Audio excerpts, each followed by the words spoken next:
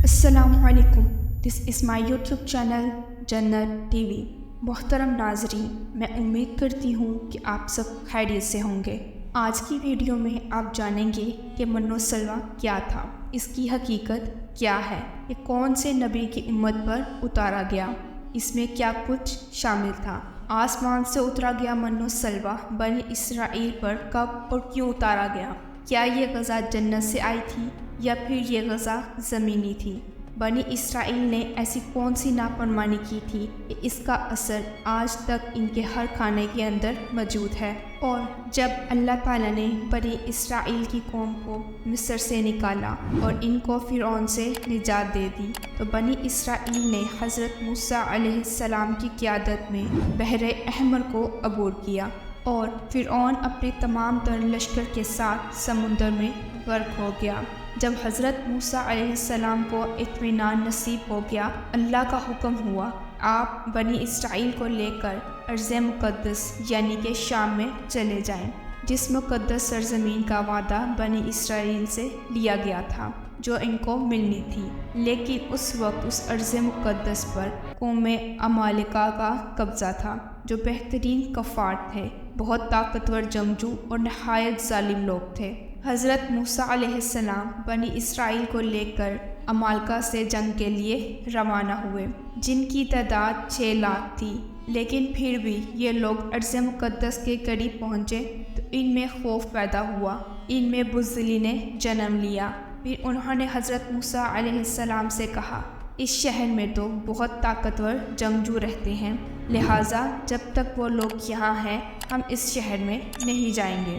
پھر کچھ اس طرح ہوا کہ بات یہاں تک آ پہنچی کہ بنی اسرائیل نے حضرت موسیٰ علیہ السلام سے کہہ دیا، آپ اور آپ کا خدا جا کر اس زبردست قوم سے جنگ لڑے، تب تک ہم یہی بیٹھے ہیں۔ اس بات کو لے کر حضرت موسیٰ علیہ السلام کو بہت زیادہ صدمہ ہوا، لہٰذا اللہ تعالیٰ نے انہیں یہ سزا دی کہ جس وادی میں انہوں نے پڑاؤ کیا تھا وہ وہاں پر 40 سال تک بھٹکتے رہے، اس میدان سے باہر نہ نکل سکے، اور اس میدان کا نام میدان ٹیا تھا، جو کہ 27 میل کے رقبہ پر مشتمل تھا۔ ایک روایت میں بھی آتا ہے کہ بنی اسرائیل کے لوگ سامان اکٹھا کر کر سارا دن چلتے اور رات کو ایک جگہ پر پہنچتے، جب صبح ہوتی تو اسی جگہ پر ہوتے جہاں پر انہوں نے چلنا شروع کیا تھا۔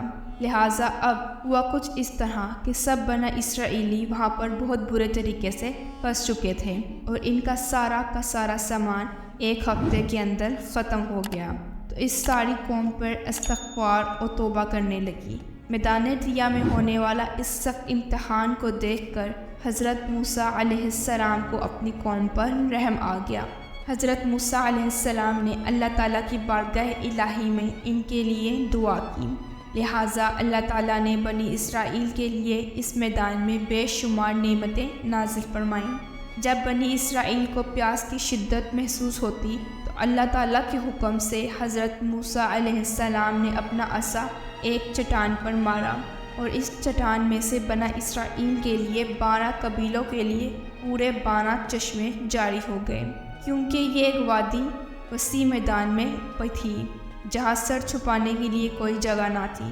دن کے وقت سورج کی دھوپ اور تپش سے بنی اسرائیل کا برا حال ہو جاتا، لہٰذا دھوپ سے بچاؤ کے لیے ایک بہت بھرا بادل سارا دن ان لوگوں کے لیے سایہ کرتا، اور اسی طرح رات کو میدان کے درمیان میں ایک چمکدار ستون اترتا جس کی روشنی میں یہ لوگ کام کاج کرتے۔ اس کے علاوہ اللہ تعالیٰ نے ان پر بہت زیادہ عنایتیں اور رحمتیں نازل فرمائی تھیں۔ انہی عنایتوں میں سے اور نعمتوں میں سے ایک نعمت من و سلویٰ تھا۔ دراصل اللہ تعالیٰ نے ان لوگوں کے کھانے کے لیے آسمان سے ایک قسم کی غذا اتاری تھی جس کا نام من و سلویٰ تھا۔ من شہد جیسی میٹھی چیز تھی۔ انجیل کی کتاب خلوج میں لکھا ہے کہ جب وہ شبنم سوکھ گئی تو انہوں نے دیکھا کہ میدان میں چھوٹی چھوٹی گول چیز پڑی ہے جیسے کہ بالے کے دانے۔ بنی اسرائیل اسے دیکھ کر کہنے لگے من، یعنی کہ یہ کیا ہے؟ تو حضرت موسیٰ علیہ السلام نے کہا، یہ وہی غذا ہے جو اللہ عز و جل نے تمہیں کھانے کے لیے دی ہے۔ اور پھر تجھے من سے نوازا جو کہ تیرے باپ دادا بھی نہ جانتے تھے، اور تجھے کھلایا تاکہ تو کچھ سیکھ سکے کہ انسان صرف روٹی پر ہی زندہ نہیں رہتا۔ من دراصل ایک شبنم گوند تھا جس کا ذائقہ بالکل شہد کی طرح میٹھا تھا، اور بنی اسرائیل صبح سویرے اٹھ کر اسے جمع کر کے کھا لیتے۔ یہ ہر شخص کے لیے تقریباً 4 کلو روزانہ اترتی تھی۔ جو اس وقت سوتا رہتا وہ اس دن کی خوراک سے محروم رہتا۔ اور سلوا ایک قسم کا پرندہ تھا جسے بٹیر کہتے ہیں۔ جب شام کے وقت جنوب کی طرف سے ہوائیں چلتی تو ان پرندوں کے ہجوم بنی اسرائیل کے خیموں کے قریب آ کر بیٹھ جاتے۔ اس طرح وہ لوگ اس کو پکڑنے میں آسانی سے کامیاب رہتے۔ من و سلوا ایک ایسا کھانا تھا جو بآسانی ہضم ہو جاتا، رنگ، خوشبو اور ذائقے میں بے مثال تھا۔ اس کے علاوہ بنی اسرائیل پر اللہ عز و جل کی بہت زیادہ مہربانیاں اور معجزات تھے۔ ان کے بال اور ناخن وہیں بڑھتے، نہ کپڑے پھٹتے اور نہ ہی میلے ہوتے، اور وہاں کے بچوں کی پیدائش کے وقت ان کے جسم پر قدرتی لباس ہوتا جو وقت کے ساتھ ساتھ بڑا ہوتا رہتا۔ اور اسی طرح بنی اسرائیل وادی ٹیا میں من و سلوا اور 12 چشموں کی بدولت بہت اچھی زندگی گزار رہے تھے۔ حضرت موسیٰ علیہ السلام کا یہ حکم تھا کہ روزانہ تم لوگ من و سلوا کھا لیا کرو، اس کو کل کے لیے اکٹھا مت کرنا۔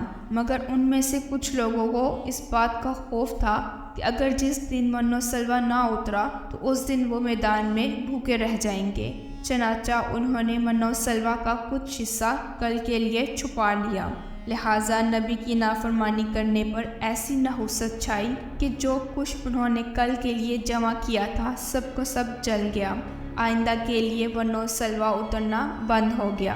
ہم نے مکمل ویڈیو میں دیکھا کہ کس طرح اللہ تعالیٰ نے بنی اسرائیل کی قوم کو نجات دینے کے لیے انہیں مختلف مواقع فراہم کیے۔ ان کو سمندر سے گزرنے کا راستہ دیا، ان کو بنجر زمین پر 12 چشمے دیے، ان کے لیے آسمان سے من و سلوا اتارا، ان کو دھوپ کی تپش سے بچنے کے لیے بادل کا سایہ کیا، رات کی تاریکی کے لیے روشنی کا انتظام کیا۔ مگر ان سب چیزوں کے باوجود انہوں نے اللہ تعالیٰ کے بھیجے ہوئے نبی کی نافرمانی کی اور ہمیشہ ہمیشہ کے لیے ان نعمتوں اور عنایتوں سے محروم ہو گئے۔ دیکھا جائے تو آج بھی سب لوگ یہی کرتے ہیں، آج کی فکر نہیں اور کل کے لیے جوڑتے ہیں۔ ہم سب کیوں بھول جاتے ہیں کہ رزق کا وعدہ تو اللہ تعالیٰ نے خود لیا ہے۔ اگر آپ کو آج کی ویڈیو پسند آئے تو اس کو لائک، شیئر اور کمنٹ ضرور کیجیے گا۔ آج کے لیے اتنا ہی، ملتے ہیں اگلی ویڈیو میں۔ خدا حافظ۔